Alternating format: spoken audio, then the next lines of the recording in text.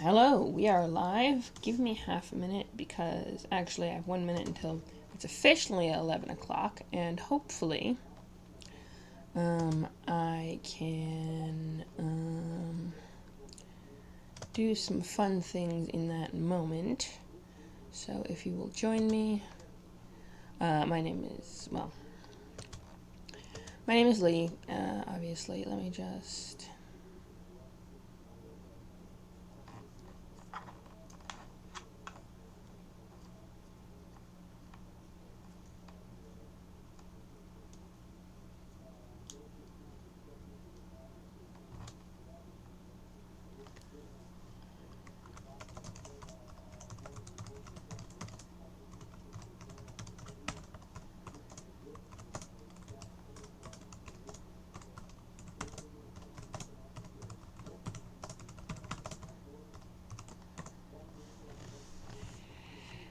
Boom. Okay.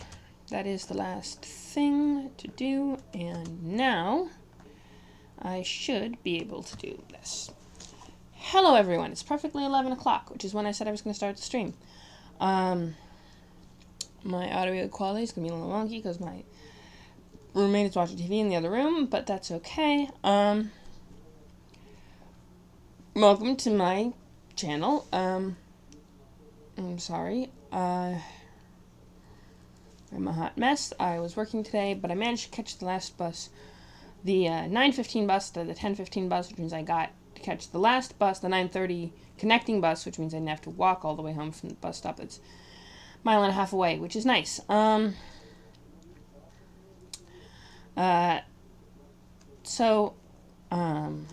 here.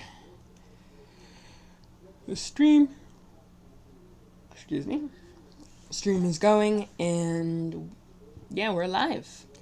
Pronouns today was kind of a she they vibe, but he is fine too. I'm pretty chill about pronouns. My nose is itchy. I'm sorry about that. Yeah, my eyes look weird because I showered with my makeup on because, yeah, I was the she vibes. I was wearing makeup to work. But welcome to my stream. For those of you who don't know, I do character creation and world building. This is my pen. I show it off every single... Oh, my dice cam. Right. Well, let's hold off and bring up the dice cam. So I generally, because if you have a really good idea for character or element or something for world building, and you don't write it down, then you will have forgotten it. Oh, it doesn't have this little sidebar with my chat. Alright, that's okay. Ooh, we got some viewers. Excellent. Welcome. If you don't write it down, then you will forget, and then you will not have a cool idea anymore. So, yeah. That's why I always have my pen. Say my pen is my most important world on the show. We also have this notebook. The first couple of pages have fallen out, which is a shame. But it's got all sorts of, the front is a one-shot that I actually ran, Stavazia, about the village of Stavazia and the, crazy hag that has a phylactery that lives nearby, anyway, there's shenanigans involved,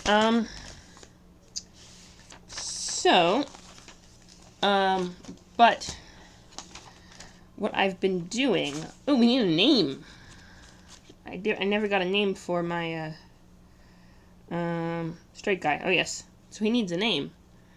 That is a thing that I was going to do. Okay, so there are these really cool charts that I'm going to bring up. Also, say hi in the chat. Oh, right. I should probably go back a bit. So I do character creation and world building. And a lot of what I do is randomly roll dice. If you look here, I have... Oh, yeah, I did not set up my dice cam. Okay, I knew there was something. It's always something. Alright, let's try that. There we go. Yes, I generally have that camera set up to my dice, except when I don't, so I have to then tweak it. Basically, I have my entire... all the random dice that I keep in my dice tray. I have other dice that I have, but these are the ones I have out right now. Although, I just got a new set. Well, 2 new sets, actually. Just, it's like the coolest, and I want to show them off. At least one of them, because basically there's a Kickstarter for this. Oh, and you should tell me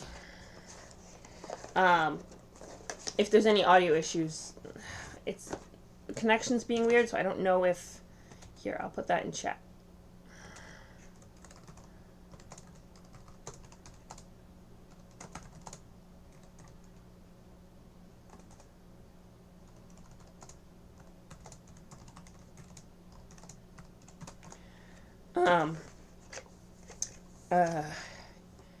Yeah, so it might be an unstable connection. I really hope not, because I was hoping that I could show you these dice. So, it was a Wild Earth dice, a Kickstarter by, I don't remember this really cool company, and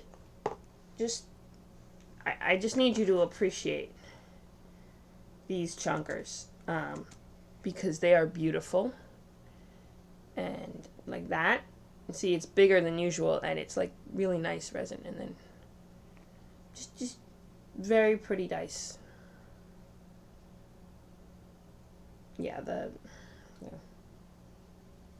it's a little better on the details, and it's just gorgeous. And I backed this ages ago, and that's the thing. I think it was my birthday last year, I want to say, that I backed these, and then they come in this really nice box, and I want to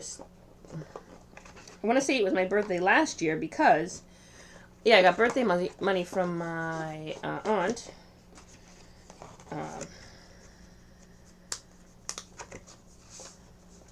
It was Flaming Flamingo.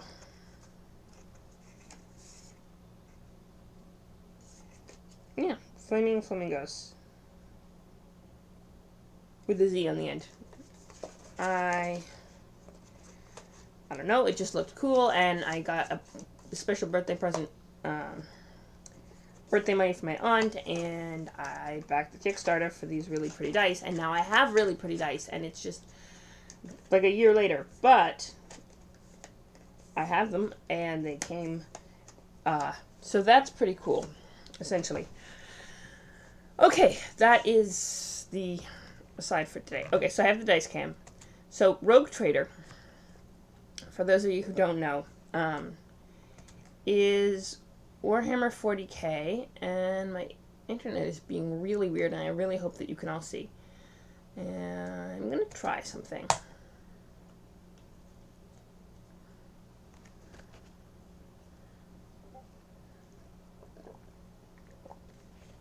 Sorry.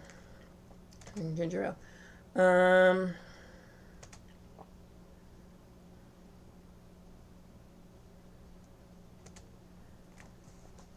Okay. It is agreeing to load. It's being slow about it, though. I'm just here, vibing. Hopefully you guys can see.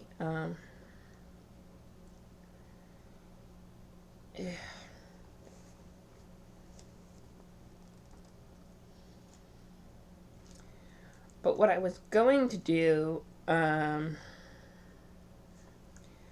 was bring up, there's a random name generation table for Warhammer 40k. I should begin by saying, I don't know how familiar you are with Warhammer 40k, but it is this vast expanded universe based on a role-playing tabletop like strategy war game, basically. Yeah, it's a tabletop strategy war game, and it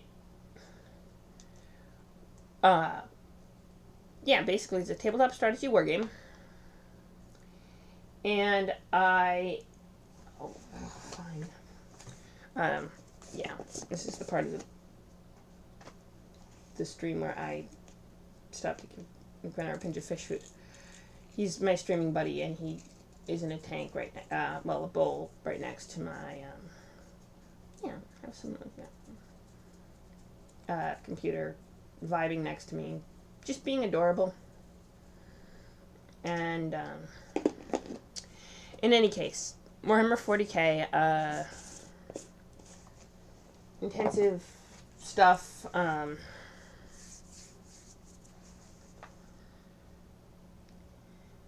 Oh wow, that really is behind. Okay.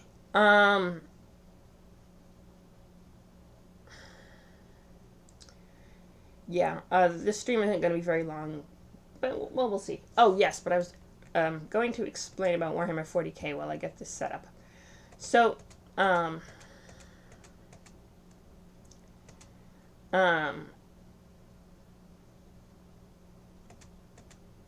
as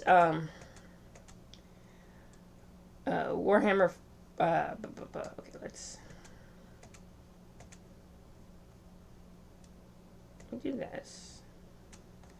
Get the best.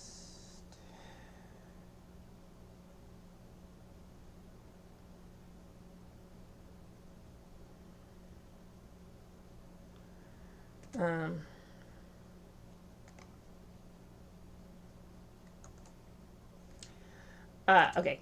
I'm very sorry. What my point was that I was going to do this. So it has a very intensive, rich lore, is what I meant to say. And so because they had to have a legitimate world where any faction could fight any other faction and have a plot, including itself, and have a plausible reason for that to work. So they made that. Here's this.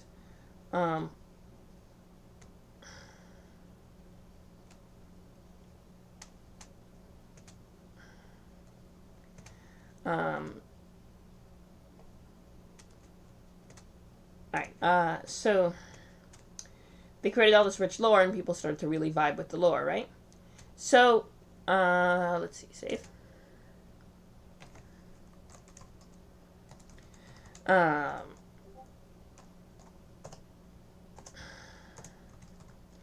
And so, as let me just pop that down now. Okay, so, as I was trying to explain, back in early 2010s, they invented a series of role-playing games, like real honest tabletop RPGs that weren't, intensive strategy games, but actual plot-relevant, excitement focusing on a few individual characters rather than just the whole army. And one of those was Rogue Traders, which focused on members of the Imperium of Man who had granted the warrant of trade, which allowed them to travel beyond the strictures of the Imperium to bring forward the cause of mankind, and also allowed them to basically flaunt the law and do a lot of crazy stuff, and gave them a lot of wealth and power. The reasoning behind this was no, that's looked up. I really hope this is actually working, because I didn't accidentally turn off the mic, did I? Nope. Okay. It's being weird. It's not showing up on... Hopefully you can hear me. Anyway, the entire point of that was that I managed, despite the fact that they lost the license and stopped publishing in 2017, I still have a copy of the PDF for the game. And as such, have been playing and creating creating characters using their origin path and rolling randomly. I have a grand plan to maybe stream a game at some point. If not... if nothing else. But the I just have been creating these characters. I've started out with a ship. The fourth level range. Yes, so I've got Experius Piranus, which is I've got two distinctive sets of world building going on here.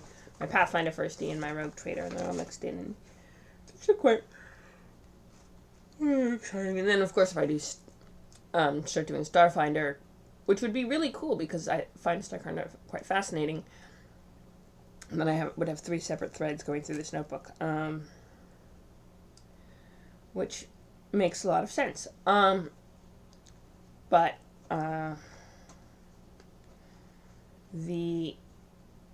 sorry, I'm yeah, so the Experience Promise, and I've been rolling up characters that live on the ship. I have the whole interesting I have the whole ship figured out. I got Odette and Jantine and this new guy who doesn't have a name yet, but is another arch-militant and works closely with Jantine. So we are we have to also figure out his homeworld, which could be any number of things. But what I wanted to do just a minute ago, sorry, I know it's, let me just tweak that a little bit. Boom. Is add a image.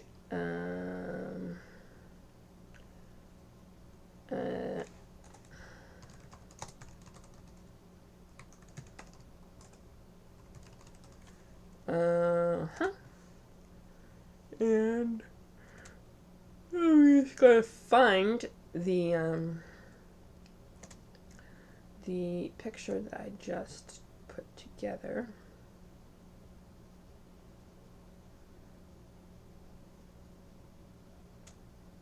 This one. Boom. Okay, now I just gotta... Okay. Right, now I just have to move it over here so it's not on top of my face. But also you can see the whole thing. Maybe tweak the size a little bit. And then pop that down a little bit. Okay. Alright. So that exists. This is from the Rogue Trader book that is showing the cover, which is the image in the corner, just for reference. I've been working with it to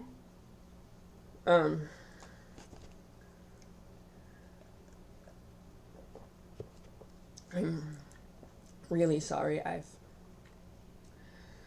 basically after-work streams are becoming, it's increasingly clear that are extremely difficult, but I'm going to keep going because I kind of want to do this. I want to have a name. So when I, oh no, we don't have any. Okay, I'm going to use these ones. Percentile dice. Essentially what we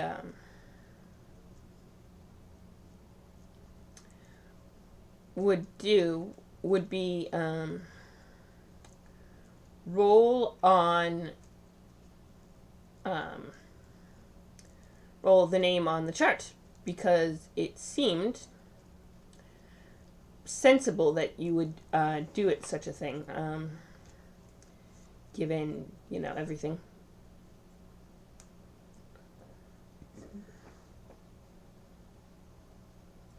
I really should have had some coffee. Because I rolled up randomly for everything else. Basically there's an origin path method for creating characters, and you're supposed to select one from each row to build up, and I just rolled randomly for all of them. So we ended up with a arch-militant, another arch-militant after we already got one arch-militant, but I'm not opposed to that, you know. So basically I'm going to roll on the name table, and then I'm going to I'm gonna roll. Let me just. Nope. Okay. This is where we go and pull our. Why? Okay. Put that down. Now we go here, and I show you my dice because dice are cool. Shiny Click Clack Math Rocks are cool. That is generally an undisputable fact of life, is that shiny Click Clack Math Rocks are cool. But I'm going to roll these 2%, because it's a percentile chart. So I'm going to roll these 2 right here. Then we're going to go into the primitive category because Death World lends itself to primitive names. And then, once we do that, it should allow us to have a name.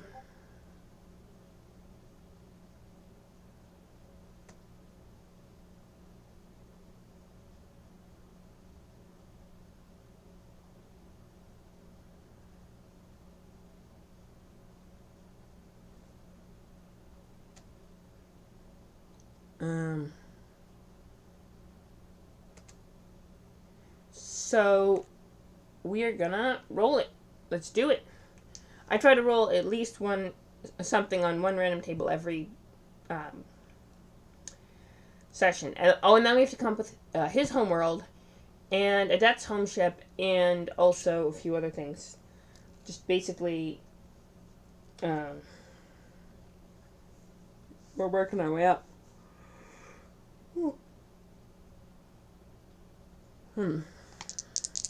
Alright, we got these dice. Percentiles. Here we go. Alright, that doesn't. Let's try this again. 85. Okay.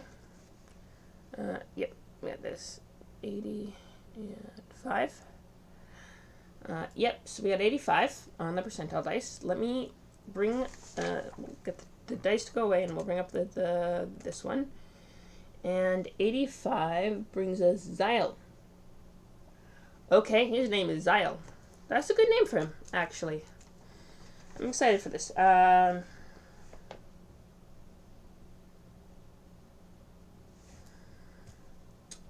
Yeah, so we have him going. Oh, wow, I'm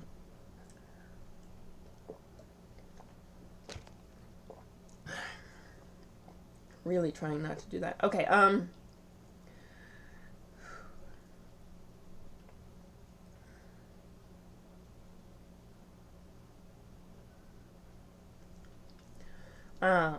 so his name is Zyle. We are putting that down. So his name is Zyle. He is an arch-militant. So we could.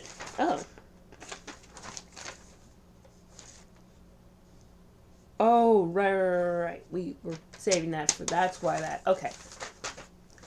So that's Zyle.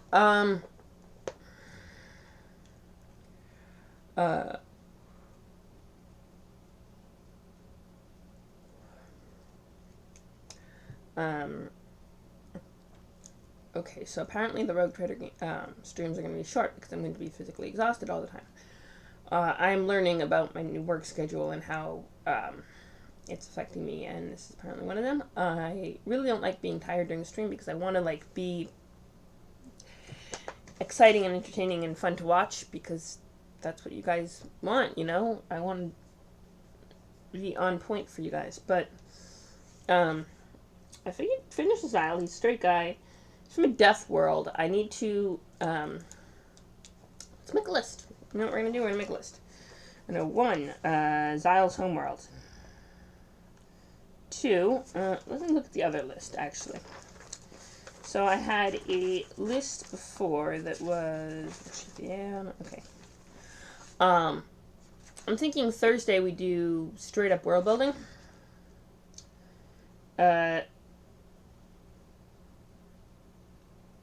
Yeah, okay, so last time, so we have Zyle's home planet.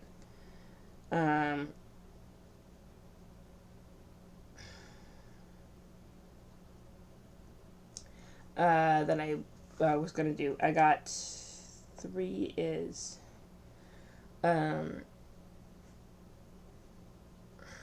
what I really need to do is figure out how to show you my screen. That would be useful. But it's a whole other thing.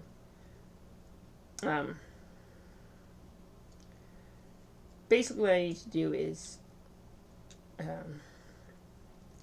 figure out a way to view the chat. What I really need is one screen, so I can show you one screen while the other screen has the chat and everything else on it, or something like that, which is a whole thing I can't do. So right now we're caught in an interesting position. Anyway,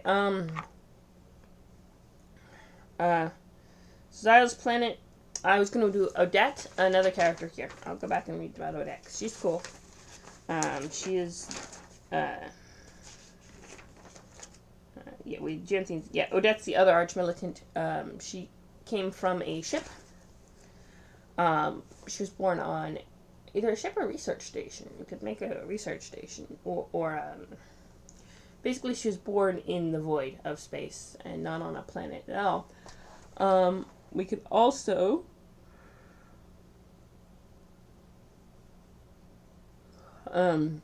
create another character, which I kind of wanna. So, that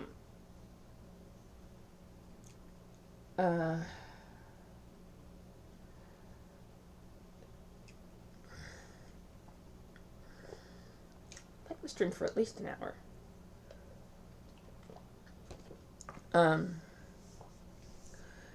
You know what I'm gonna do? I'm gonna do all character creation today, and I'm gonna do all world building on Thursday. That's how we're gonna play this.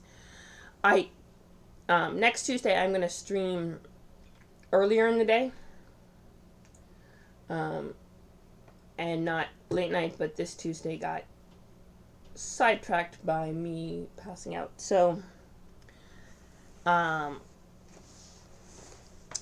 yep. So we're gonna do. Here's a thing. I've been running out a lot of arch militants, but why don't we do? Please back to the highest position.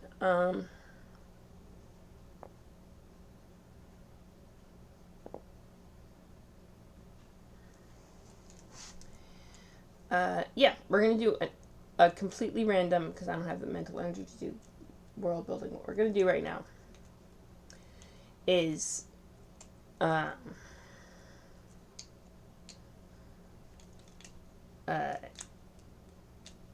gonna do a third character, and then tomorrow I'll put on my world building hat, and we're gonna do Pathfinder First Edition world building and character creation, and it's gonna be awesome. And then on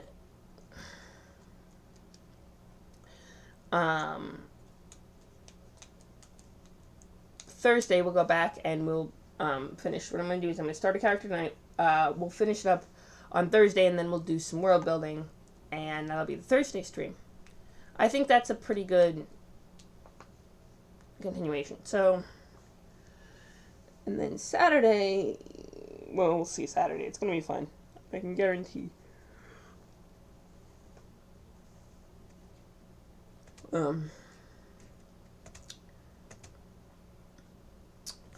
Yeah.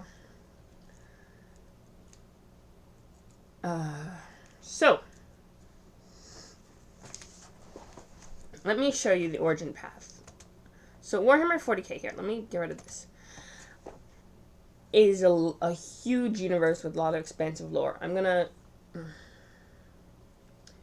keep going over various lore bits. If any of you in the chat have any questions or are unfamiliar with Warhammer 40k lore, what you need to do is you ask me. I mean, you don't have to ask me, but You can also go look it up on your own because it's really interesting, but I can answer questions as best I can about the lore. Rogue Trader is characters from Rogue Trader, at least in the core rulebook, come from the Imperium of Man, which is run by the Emperor, who is the God Emperor of mankind, who is, well, he was just a superhuman, but he was born with psychic powers, one of the first ones to be born that way, before the fall of the Eldar led to the warp kind of opening up and more people being born with psychic powers. The Emperor was kind of first, well before. He was also immortal, and he tried to just live as a kind of subtly as a human, and that didn't work out so well. So after humanity, the opening of the chaos, the creation of chaos got slashed by the Eldar, which inadvertently, which led to the warp storms that cut off interstellar travel, and the boon of psychic, and combined with a concurrent AI rebellion, generally plunged the human realm into the Age of Strife, which then the Emperor just kind of was like, no more. Took over, conquered humanity, essentially, militarily, and set out crusading to do so, continue that by building genetically engineered super soldiers and all sorts of other things, who then got stolen and scattered across the cosmos. Then he had to go and on a quest to find his sons, and who'd all become rulers in their own right because they were all also superhuman. But he found his sons and then almost got killed when a lot of them rebelled because he didn't explain about chaos, because he was hoping to starve the chaos gods with non-belief, but they don't work like that. So chaos gods are the manifestations of the evil, most evil part of human nature that reside in the warp and can and do corrupt humanity, manifest as demons that pump out a human's head when they don't have control on their psychic powers, and generally cause misery and trouble. So the Emperor didn't warn his Primarchs. They fell victim. Magnus is a tragic hero, honestly. But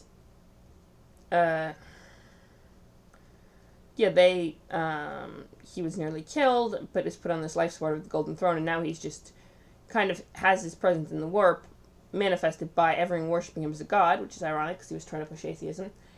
And as his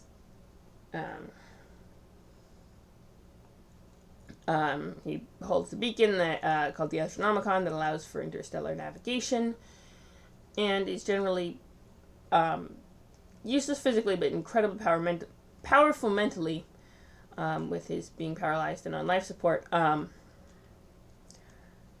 but is able to communicate in a way that gods tend to communicate, which is granting occasional miracles and such, which is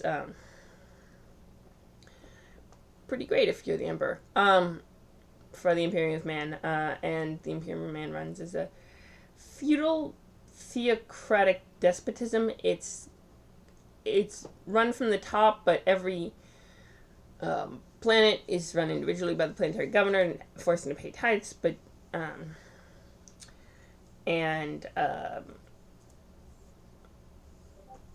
the worship of God Emperor of Mankind is mandatory because that's the only way he's able to maintain the power of the Astronomicon, and interstellar travel is essential for getting goods, food to high worlds and other things. The trade is important for the Imperium. Yeah. So that's a little bit of the background of the Warhammer 40k universe. It's pretty fascinating. There's more to it than that. Let me know if you have any questions. I'm just kind of giving you a little background. So the game, published by Fantasy Flight Games, is sorry. Let me find. Basically, you guys play as rogue traders, which are some of the few people who are allowed to go beyond the Imperium's official reach and come back. Of course, anyone's allowed. Well, once you leave the Imperium's reach, they can't really stop you once you're out there. But if you try to come back, you're branded as an outlawed traitor. If you're traitor, if you're a rogue trader, though, you have a warrant of trade, which allows you to come and go freely as you please from the Imperium, provided, I think if you do something directly against the Administratum or the Arbites or something, or the Inquisition, God help you if you cross the Inquisition, well, Emperor help you if you cross the Inquisition, as the case may be, then you're still in trouble. But other than that, you can ignore the laws on any given planet with impunity, basically. Yeah, rogue traders are pretty intensively,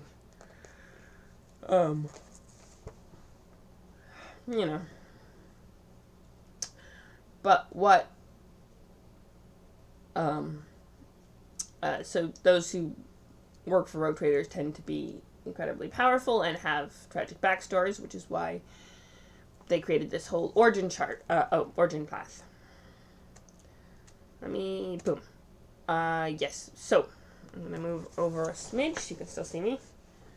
Yes, I'm just scooching a little, don't panic. Okay, so basically, you can go in either direction.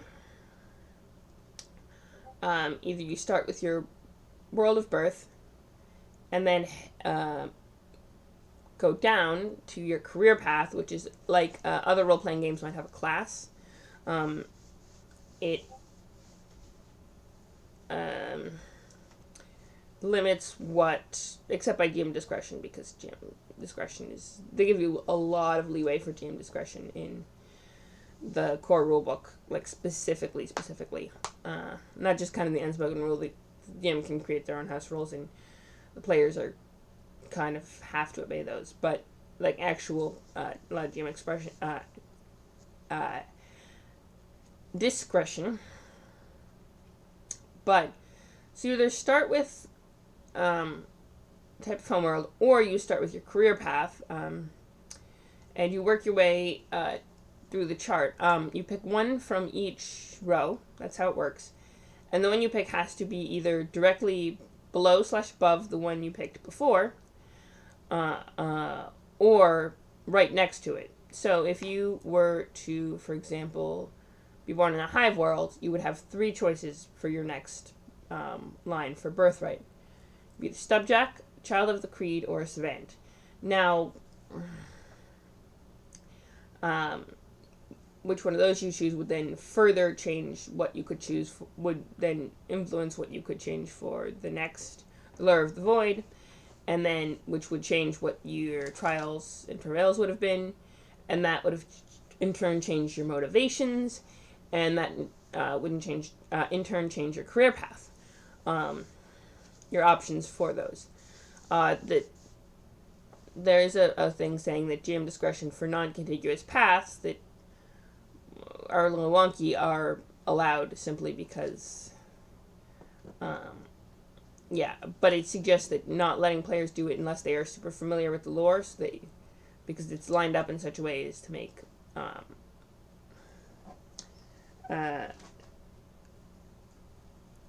I'm not sure it entirely succeeds, but a way of making the characters have plausible backstory based on Warhammer 40k. It's intensive lore. So what I've been doing is starting with the homeworld and a d6, because there are 6 options in each. So I've been rolling the homeworlds on a d6, and then using a fudge die, which has 3 different possible outcomes, or simply evens odds when you end up along the edge, and you each only have 2 options. Rolling that out to figure out what the next one down is, and the next one down, and the next one down. So I don't what I could do is simply pick the career path, because ideally would be only one, maybe two of each type on per ship. So wouldn't necessarily, and they'd have to have a navigator, for example, to make this. There's certain ones you have to have, and how that all works out. So I could simply pick the career path and then roll randomly going up. But I think I'll do one more randomly going down, which will be one more world on our lists of worlds to world build on Thursday. So that'll be fun. And one more member of the Experis Piranus ship. Yeah. So I'm going to do the rolling top-down, start with a d6, and then switch to fudge die theory. So, let's do it. Let me, so you can see me better, I'm going to bring up the dice cam. And I'm going to pick this d6 as the one we're rolling. I'm pointing out here. That's my d6. Here we go. I'm going to roll it. We're going to, I'm going to write this down. Pen, remember what I said about pens?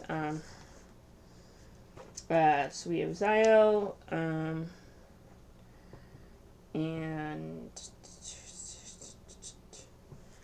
yeah, we're going to roll the d6. Here goes. 4. Okay, let me bring up the chart and see. So we're going 1, 2, 3, 4. Yeah, we're going left to right, 1 through 6. So another born on a hive world. Now that's interesting. What I might do is suggest that they are the same hive world as. Well, let's see what we get next.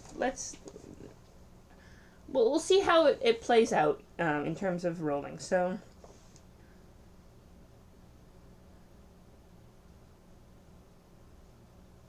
because it might transpire that they're from the same hive world as Janthine. That would be interesting. But let's see how this goes. Okay, the next one. So, because we have Hive World, we have 3 options. Like I said, Stubjack, Child of the Creed, and Savant.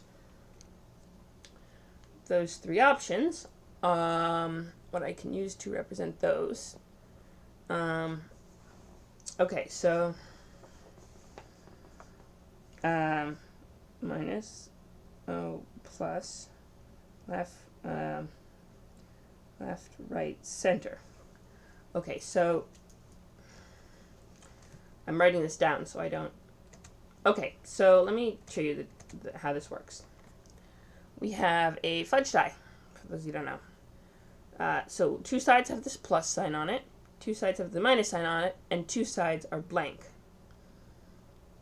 And we have 3 options, 1 to the left, 1 to the right, and 1 in the middle. So what I'm going to do is, if I roll a minus, I'm going to pick the 1 to the left. If I roll a plus, I'm going to pick the 1 in the middle. And if I roll a blank side, I'm going to pick the 1 to the right. And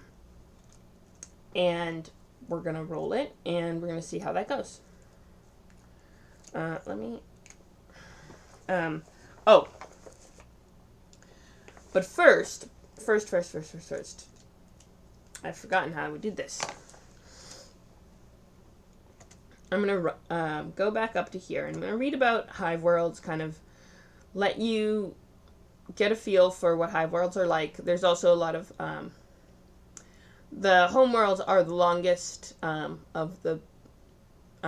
each block in the origin chart has a whole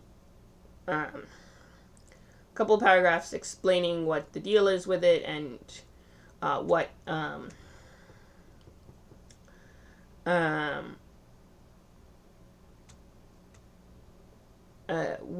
all sorts of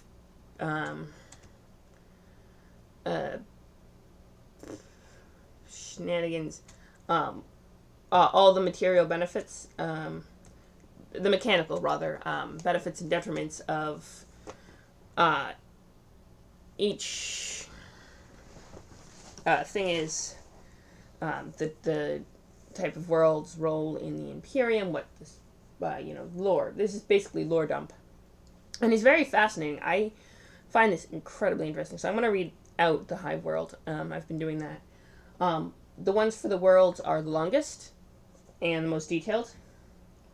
The other ones are simply quarter page at most, but this is whole detailed. I'm going to read it out, though, if you'll indulge me. And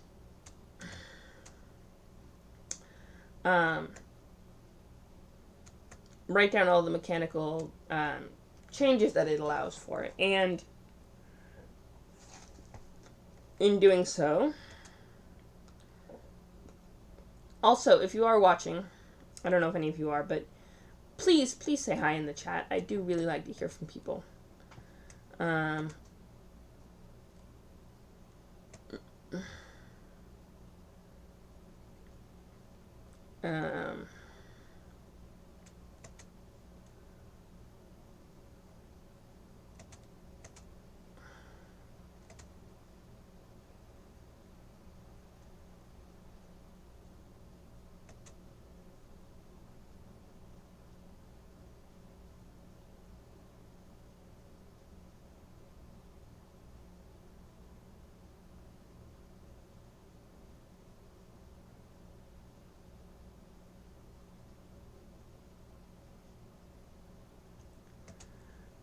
Alright. So, Hive World. The great hives are not like the lesser cities of other worlds in the Imperium, and they are not like the common men, and you are not like the common men and women who live there. Technology has surrounded you all your life, and you find its rarity elsewhere bemusing. You are an adventurer, an opportunist, more inquisitive than your fellows, and certainly quicker on the draw. Hive World are home to countless teeming billions. The population is so dense that frequently great swaths of the surface of the world are covered with gargantuan cities stretching from horizon to horizon. Many hivers labor in thankless obscurity, manning large manufactorums that churn out endless streams of weapons, chemicals, other vital goods. Others run with violent gangs in the dark of the underhives, living by their wits and savagery in an endless struggle for survival. Hive worlds are vital to the welfare of the Imperium and are the beating hearts of its economy and war machine. They are industrial worlds, producing munitions for the Emperor's armies and vast manufactories, mining valuable minerals, refining fuel for the Imperial fleet. Innumerable regiments of the Imperial Guard are raised from their massive populations, and legions of planetary defense force troops stand in readiness to protect them from the threat of invasion. Whilst many hive cities are strange and unique, products of vagaries of history and nature of the planet they've been founded on, most common type is the so-called solar hive, vast supercontinental sprawls of city-cape and manufactura which grows to dominate its host world. Beyond the hive city, the worlds which host them are usually barren and hostile, much of the surface commonly becoming inhospitable or sometimes even deadly to human life after centuries of pollution and exploitation. Hive cities themselves are astonishingly large, massive urban conglomerates set with spires of adamantine and rockcrete, whose roots sink deep into the earth that can grow to cover continents and soar for kilometers into the sky. Each major hive houses billions of imperial citizens and is a nation in its own right, where noble houses rule small empires, trading and sometimes fighting with the rulers of rival hives. A shroud of pollution clings to the lower portions of many industrial hive cities, condemning a great number of shortened and slowly poisoned lives as they toil to feed the city's gargantuan manufactories. Only the wealthy can afford to live in the upper sections of such a hive, in gleaming spires that pierce the clouds below. With these hive spires reside noble houses, or the riches of merchant barons and guild leaders who enjoy lives of luxury and comfort, undreamt of by those who maintain the systems on which their wealthy masters and parasitic courts feed. Below the vaunted spires, heavy gateways and security patrols regulate passage between the upper levels and the rest of the hive. Below this point lies the vast bulk of the working hive, the hive city.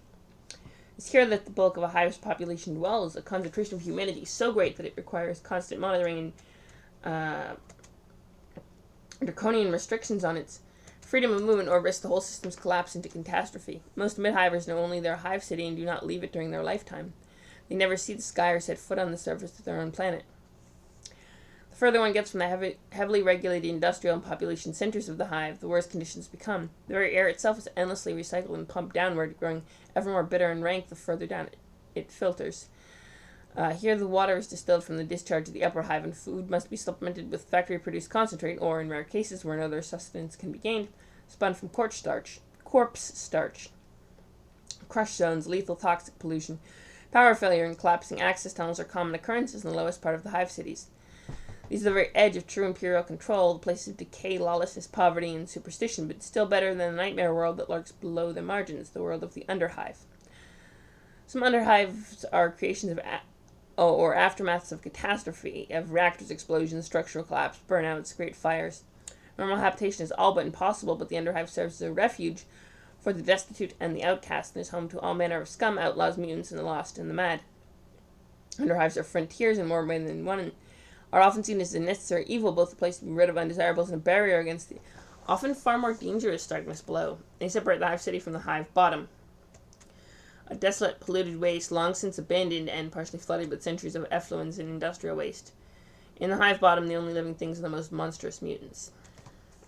Model hivers are content to serve the world in the traditional fashion, toiling until death. Some dream of better lives, driven by desire for wealth, freedom, power, or adventure, or just urge to escape terrible poverty. You're one such hiver, a young adventurer willing to chance all for a taste of wealth, prestige, and power. Hivers are resourceful and quick-witted, likely to rely on tech devices and fast-talking than outright confrontation. Okay. So that's the lore dump part, which I'm very much interested in. Warhammer 40k. What drew me to it was not the, tabletop strategy games. I have very little interest in them. I mean, a good fight scene's a good fight scene, but I'm more heavily leaning to RP, so when I do games, I tend to lean into that. But the lore of Warhammer 40k is what really drew me in. Just the vastness of it and the way it came together. So, yeah. We get all of the characteristic modifiers. For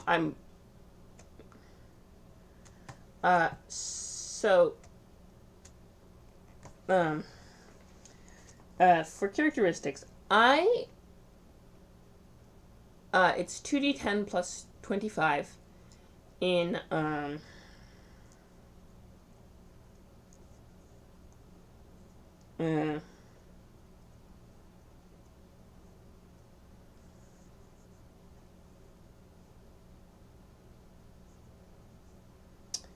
each category. I'm going to roll them now.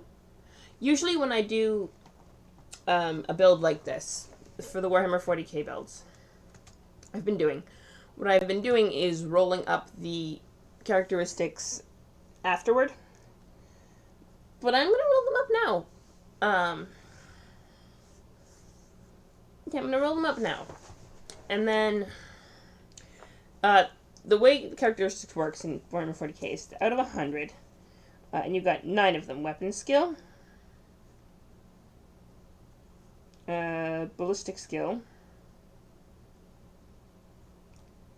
that's your ability to wield a melee weapon or to wield a ranged weapon, respectively. You got strength and toughness,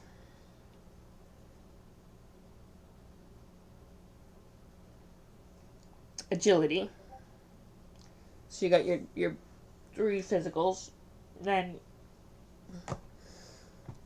you got intelligence,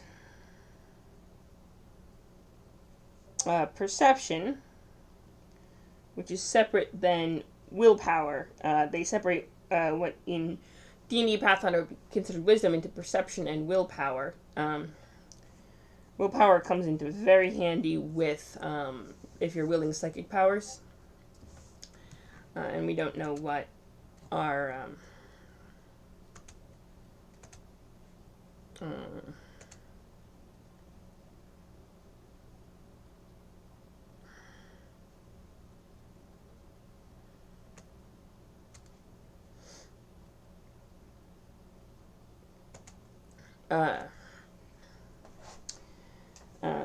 and then there's fellowship, which is how well you are with your fellow men.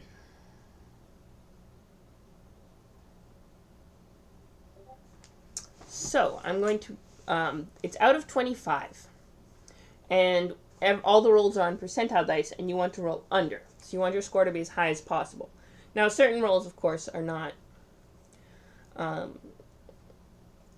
it's 2d10 plus 25, so somewhere between 27 and 45.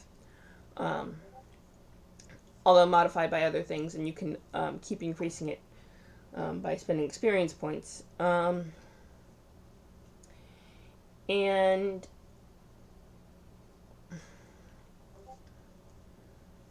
yeah, we're going to roll these 2d10.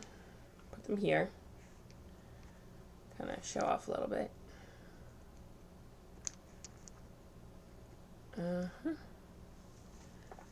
Okay. I'll move this one for later. These 2d10. We're going to stop and roll. Because part of what each of the blocks on the origin path does is tweak your stats a little bit. So let's do it. So we're going to start with weapon skill. 5 plus 7 is 11, plus 25 is 36. Now, in the book it suggests either rolling them all in order, or an alternate method of point buy. When I have people run other players through the game, I tend to allow for a method wherein you can roll up whatever you roll 9 times, gain 9 scores, and then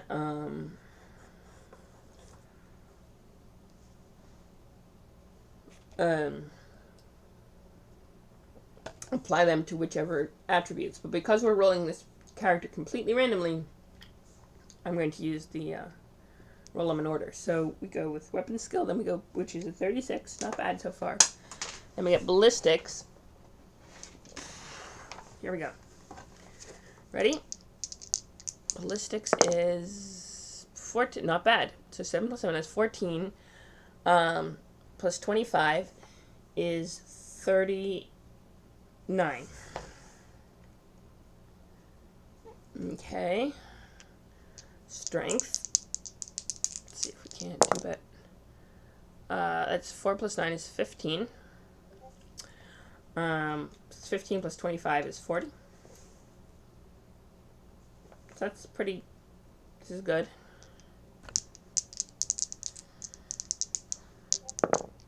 So, ooh, that is not so good on the toughness.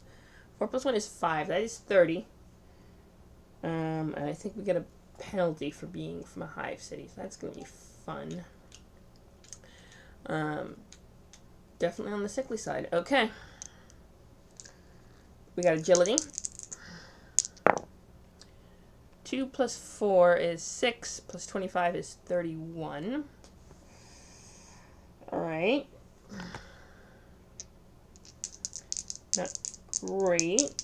So strong, but not tough or fast. We got... Nope, that was a 1. 7 for intelligence. So 7 plus 25 is 32. Again, not incredibly dumb, but not great. Let's see, perception. Do they notice things? 9 plus 6, so 15 plus 25 is 15 plus 25 is 31. Okay. No, it's 41.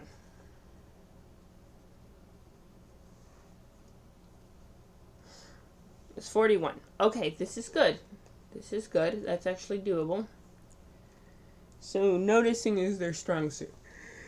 But is shooting, which makes sense, actually.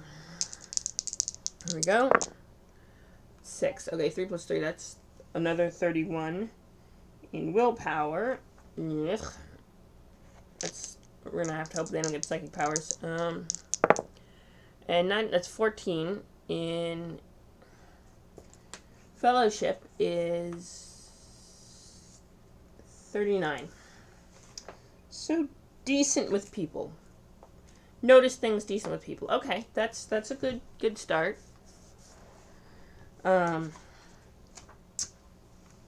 reason I did that is because -5 toughness, so that brings it down to 25, which is yeesh, not good, and +5 fellowship, so like really good. That's 44. This is good. Okay, so they have a common cant of their home, each one unique to a hive world. Speak language hive dialect as an untrained basic skill. Okay, I'm going to write.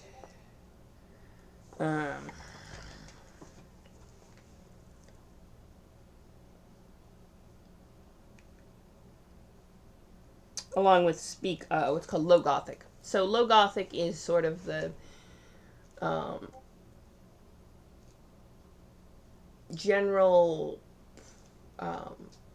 common language of the Imperium. The hive dialect is any each planet has its own local variants. The way I like to explain it is try putting someone from rural Alabama in the same room as someone with Australia in same room as someone from Scotland. They're all speaking English, and they're gonna be able to converse, but it's gonna be tricky and difficult to understand. That's the kind of way the way hive speech works. The different in the Imperium, the different variants of Low Gothic. So, accustomed to crowds, so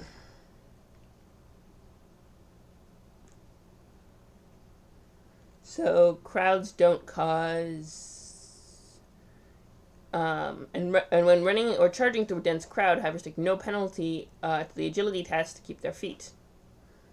So no penalty for running through them.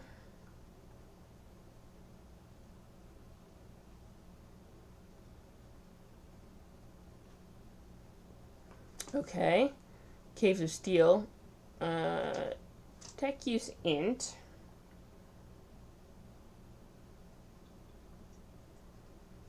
As an untrained basic skill.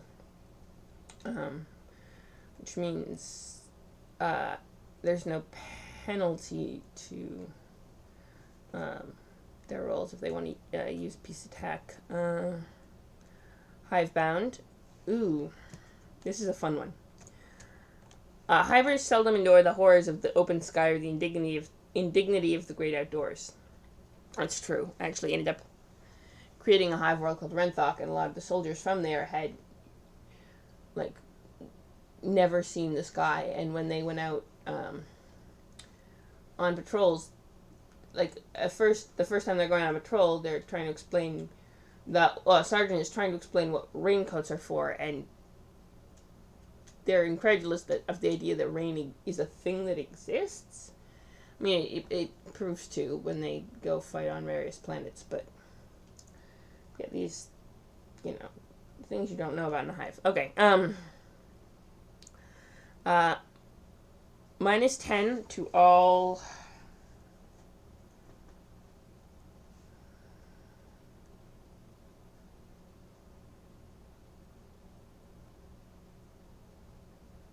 So any survival tests, and whilst out of a proper hab, and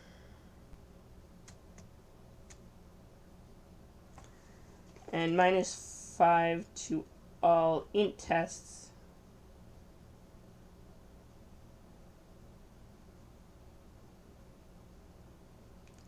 Civilization, so places with no manufactured goods, solid ceilings, and electrical power.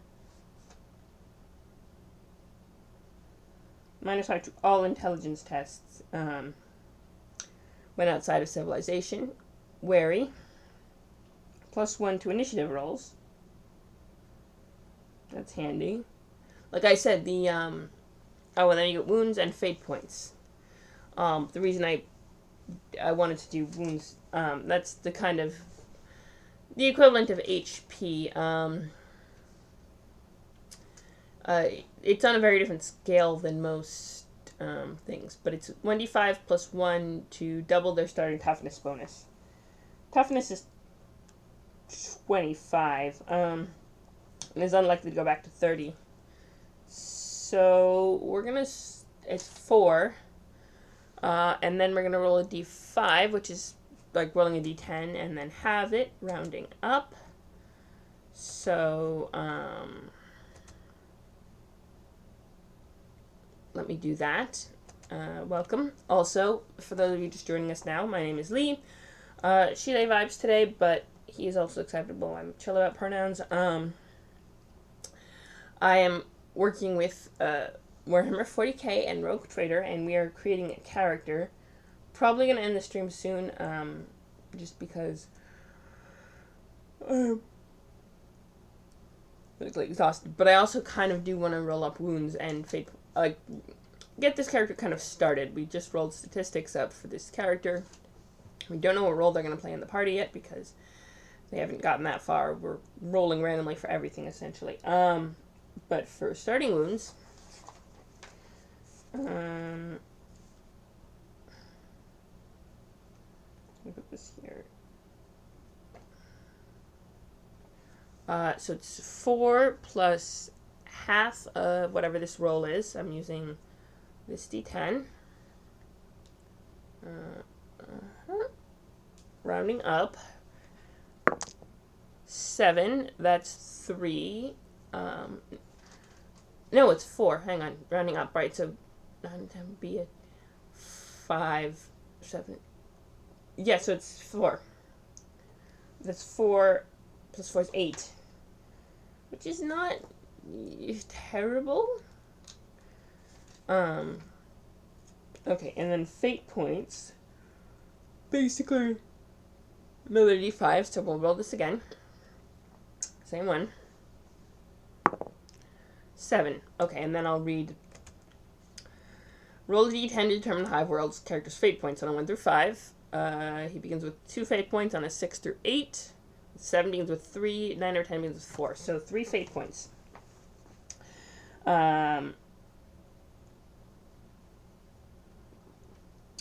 Basically, what a fate points allow you to do is you get a certain number per session. In this case, 3. And,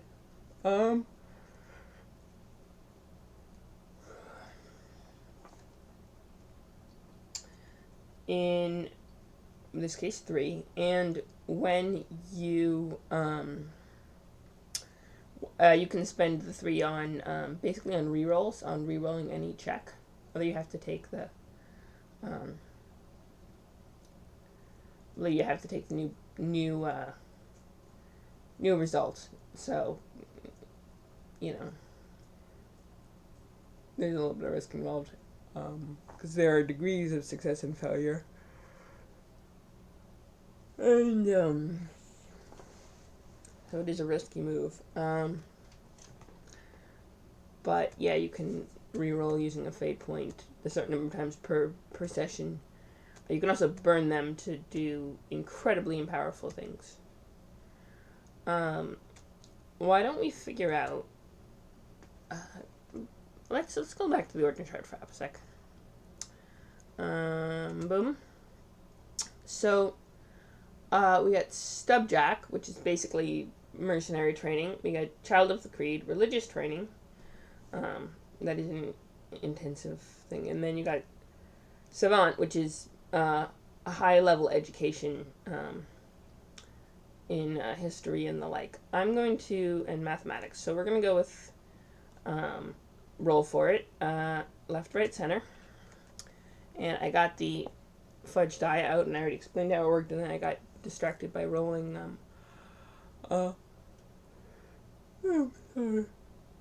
statistics. So, and I'm gonna roll it, and plus, which means the center one. So, child of the, okay.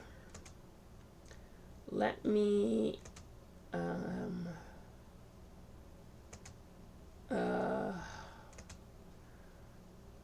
bring the chart up for a second to double check. But yeah, that's Child of the Creed. So I'm gonna, because this is the same as the first. I'll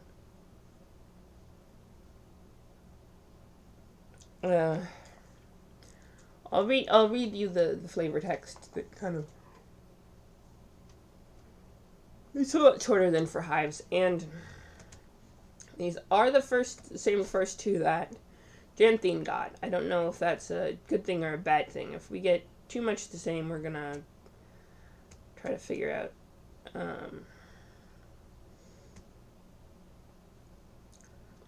It was not until comparatively late in your youth that you set foot in a room in which the stern gaze of the God Emperor was absent, and during your impressionable years you were shielded by the enfolding arms of the Ministorum from much of the hardship and uncertainty so many must endure. The unyielding visage of his statues was very much part of your upbringing as the zealous pure faith of those closest to you. Scripture, ritual lessons, and priestly exhortations fill your memories, rising unbidden in every quiet moment, as though the aged white-haired clerics who taught you still remain by your shoulder in spirit, jealously guarding over your soul. All men hear of the God Emperor's holy words if they are born under his rule, but you heard more than most even before reaching adulthood. Unshakable faith, talent. So yeah, there's every step in the way has unshakable faith, talent, +3 willpower or +3 fellowship. I'm gonna add another +3 fellowship. We get -3 to weapon skill, but we're actually pretty good at that, so that goes down to 33. And then we're gonna take the boon to fellowship because we are, and bring it up to 47 because that's kind of how this character is leaning. It's gonna be charisma. We're gonna have a person based. Okay.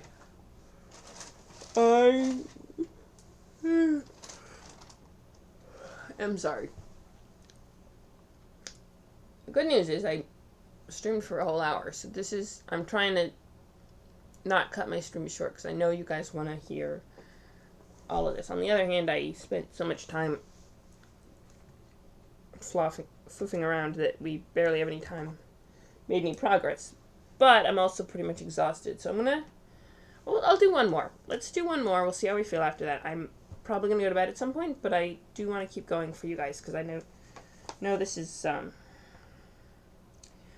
also I want to know where, if they came from the same,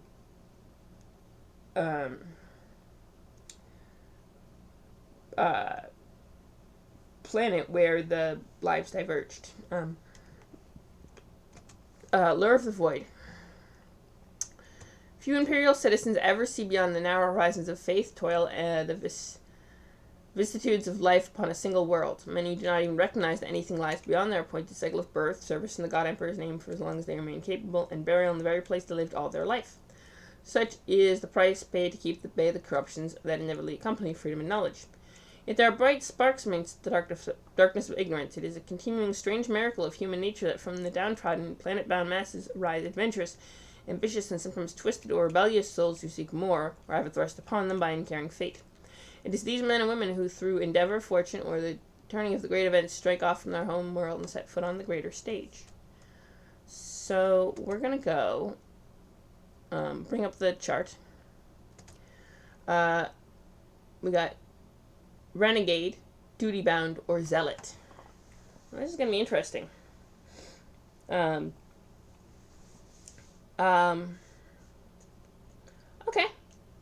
Let's do it. And I've been choosing the, each of the Lure of the Void has 3 separate subcategories, which I've also been choosing randomly, so we'll do that as well. But we'll do the same left, right, center. With the minus sign being the left choice, which is Renegade. Blank being the right-hand choice, or Zealot, and then Duty-Bound being plus. Okay. I got ID fudge die right here. Do two different sides. There it is here. Okay, let's do this. Are we ready? Shiny click math rock, go. Mine, ooh, okay. That is left, which is, let me just check that. Renegade, which is the same one as, okay. If we just recreate Gen theme, we're gonna have to.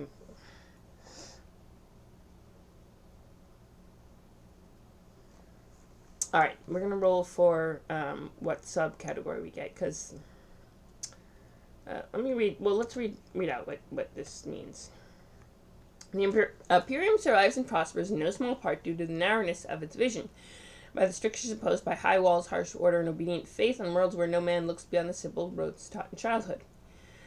A rebellious mind such as yours could not be so easily constrained, however, but you had to pay the price for your freedom and have learned that those high walls are there for a reason. Perhaps you are a visionary in search of strange knowledge or seeking answers to questions those around you never thought to ask, answers that prove dark indeed. Perhaps you denied the sanctity of God Emperor's church in your heart and fled its shackles of faith, or fought as part of a bloody revolt against the tyranny and injustice of your homeworld. In any case, you saw your only options to escape or death. Now the stars beyond await with possibility of freedoms and powers unguessed at, and perils unknown. Choose one of the following results and apply it to your character.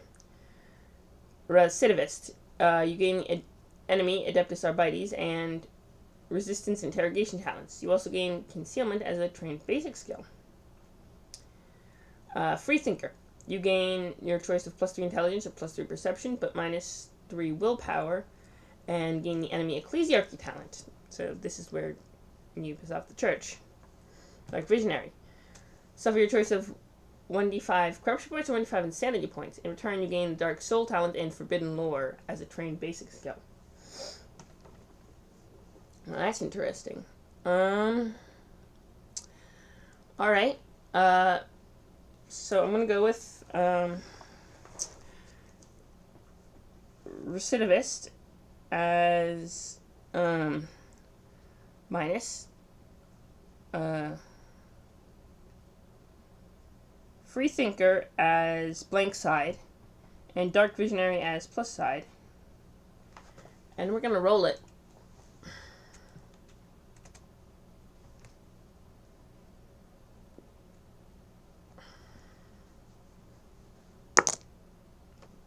Is for which I said was freethinker.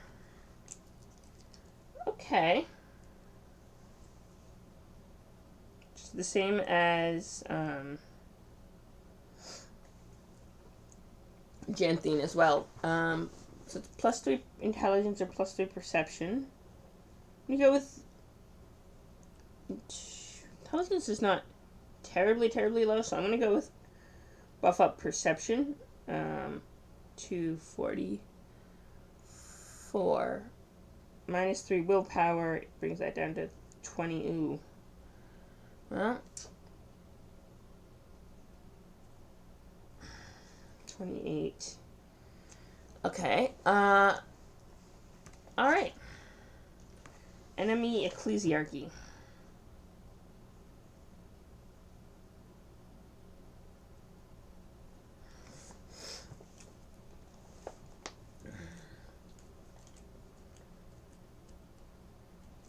Alright, let's...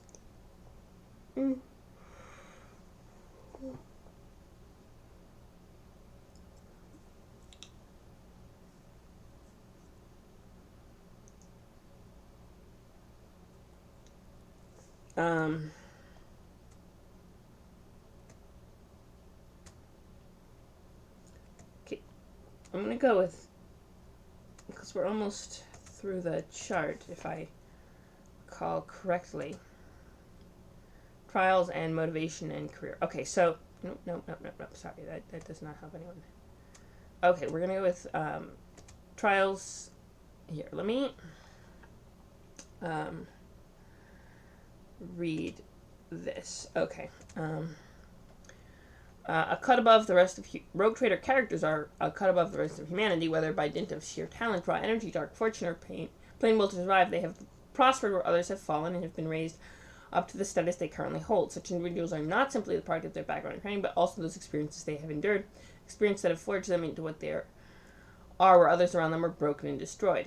The following brief descriptions offer a series of trials and troubles an explorer might have endured after launching into his career, and details the effects those experiences had on them for both good and ill. The precise details, such as placing names, are left deliberately absent for each player. To fill in the blanks and create their own unique background story, the player may either make up his own detailed story history alone, or decide in concert with the GM. Intersections on the trials and troubles line of the origin path are an excellent way for disparate player characters within the same rogue trader to have come in contact with each other and have become allies in the past. When making a selection, it is important to note that all the traits are received. Okay, so let me look at the chart again. We got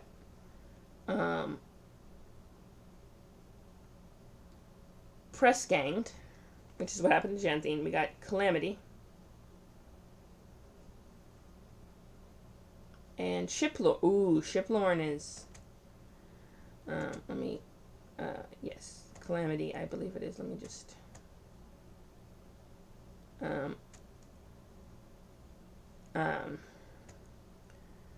yeah, so we got press ganged, calamity, or Shiplorn. I'm going to use the same same theory I did for the other rolls. We're going to use the same die too. We're going to use a D fudge die, D3. Got it here. I don't know how I keep ending up rolling the same as... Oh, that's interesting. Okay, here we go. Ready? We're going to roll it. We're going to see what we get. Minus. Okay. Which is... Hang on. Minus is to the left. Left-hand side of the chart. So, origin, path, right underneath would be calamity, but to the left is press ganged. Okay.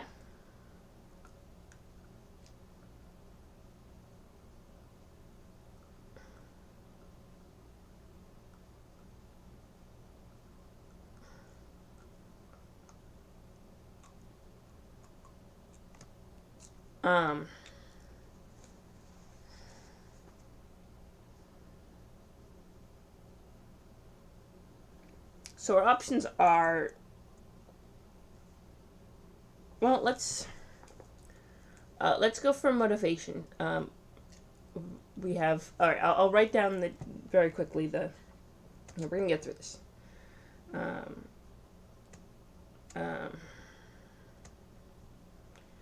Skilled women and men with unique and valuable talents, be the navigators or armsmen, and themselves commodities to the unscrupulous and the desperate.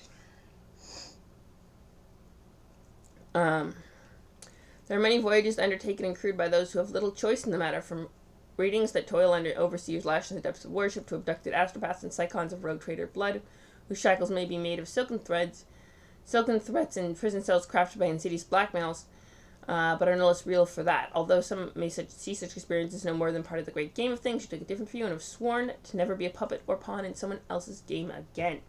Just who you were forced into serving in the past and how you managed to escape your bondage is a secret you rarely share, but one day your characters will have cause to remember the offense they did you and regret it.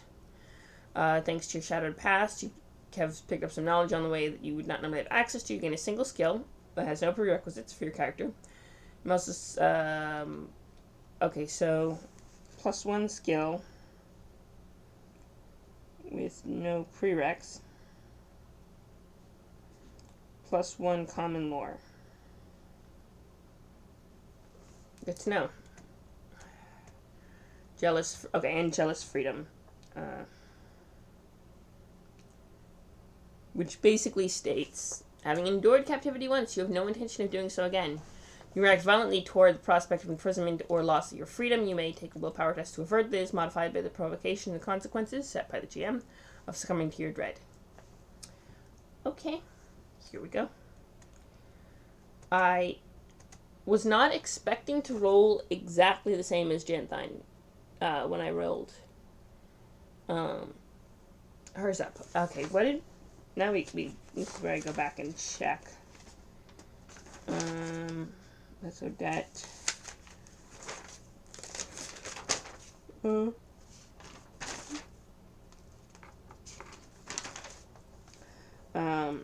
Press gained fortune to Explorator. Okay, so endurance.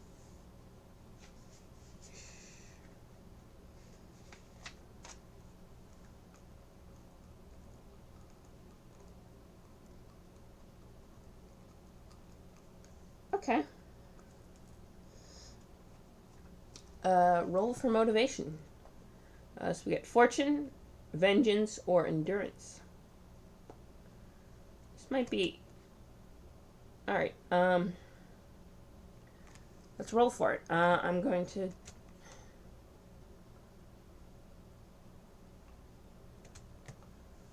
We're gonna see.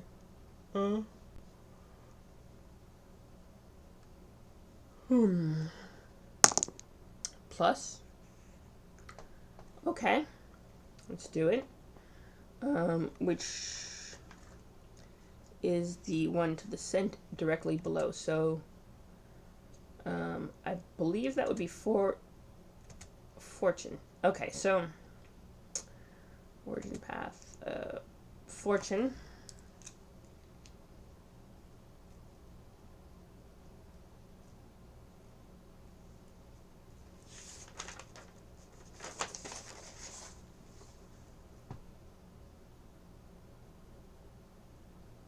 Okay, which, for the mechanical benefits, let me just, the mechanical benefits of that.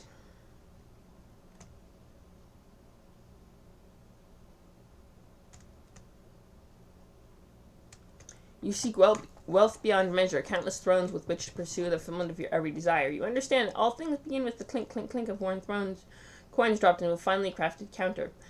That is the sound that carries into the hearts of men and compels them to your will. Perhaps your ultimate goals are admirable, perhaps they are despicable. Wealth cares not.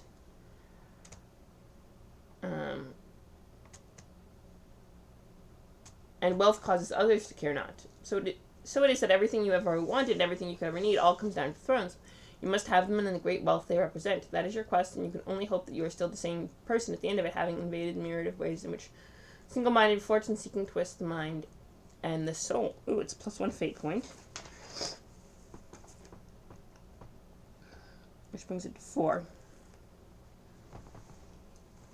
Alright. Now we roll on the last part of the table, because this is where it gets weird. If we roll... so we either end up as a Void Master, an Explorator, or an Arch Militant. And that branch is where it's going to get... it's going to change everything. If we end up with Explorator, then we have... Basically, we just replicated Janthine, and we can scrap the whole thing. If not... We'll get to that.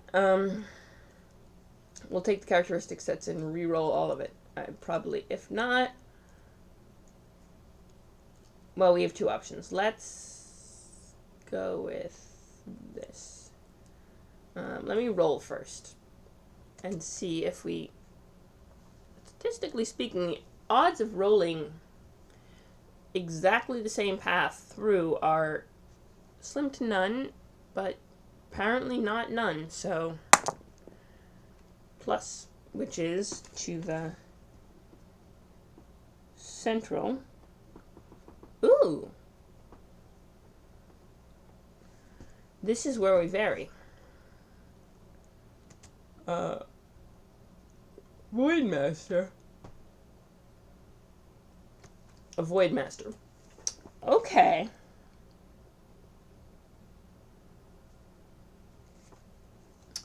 That is interesting. got a theory on this, but it is also 12:30, and so it is bizarre though that we rolled randomly and ended up as pretty much exactly the same path as Xanthine. Which could mean that they grew up together and then their paths branched at a certain point after their press ganging. In terms of how they dealt, what they did, and where they went from there. Or it could be, well,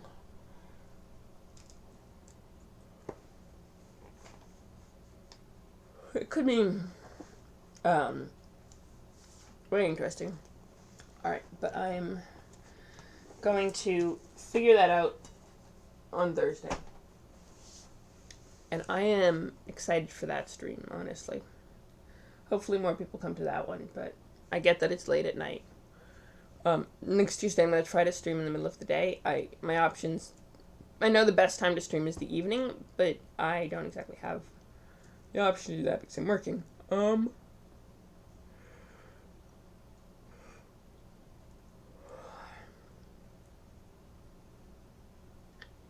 Alright. Tomorrow's Wednesday. I am going to bed. Good night, all of my beautiful friends, and I will see you all tomorrow for a middle of the day stream. Hopefully you guys can come, and hopefully my internet doesn't get wonky. Alright, good night.